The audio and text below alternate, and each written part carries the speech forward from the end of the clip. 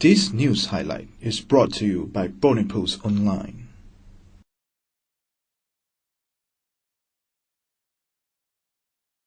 Freak accident sees motorcycle exploding, causes fire. A low-cost terrace house in Taman Susu Jambu in Sarigate was partially damaged in a fire on June the 27th. A team of firemen arrived at the house on 4:05 p.m. They noticed smoke billowing from the front portion of a terrace house along Lane 1F.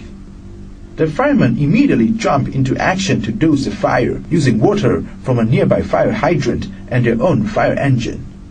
The house owner's 20-year-old son suffered burns on both legs in the incident and was rushed to a Sarigate hospital in an ambulance where he received outpatient treatment. Fun turns into horror at water park. More than 500 people were injured, almost 200 of them seriously injured, when a bowl of fire ripped through a crowd at a water park outside Taiwan's capital, Taipei, on June the 28th. The number of those injured in the blast, which came as colored powder being sprayed on the partygoers, ignited, more than doubled as authorities began to track down victims who had taken themselves to hospital or been ferried there by others. Death toll had increased to 3 victims, according to the latest report. Sarawak may see end of mega dams.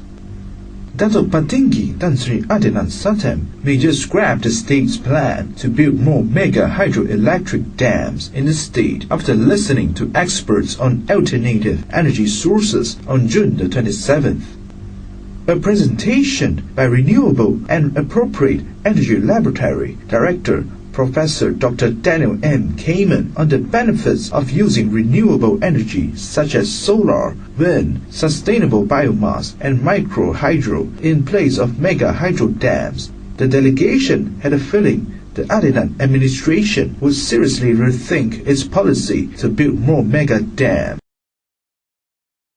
At least 116 people in plane crash. At least 116 people were killed on June the 30th when an Indonesian Air Force transport plane crashed into a major city shortly after takeoff and exploded in a fireball.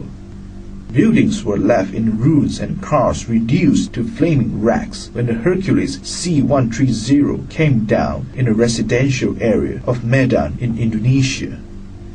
49 bodies had been recovered and taken to hospital.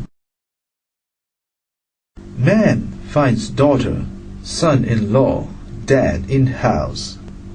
A man found the dead bodies of his daughter and son-in-law lying near each other in the living room of their house at Senadin in Miri at about 5 p.m. on July the 3rd. Police rushed to the scene after the man lodged a police report at 6:30 p.m. Police found a piece of wire tied around the male deceased neck, while there were several stab wounds on the body of the female deceased.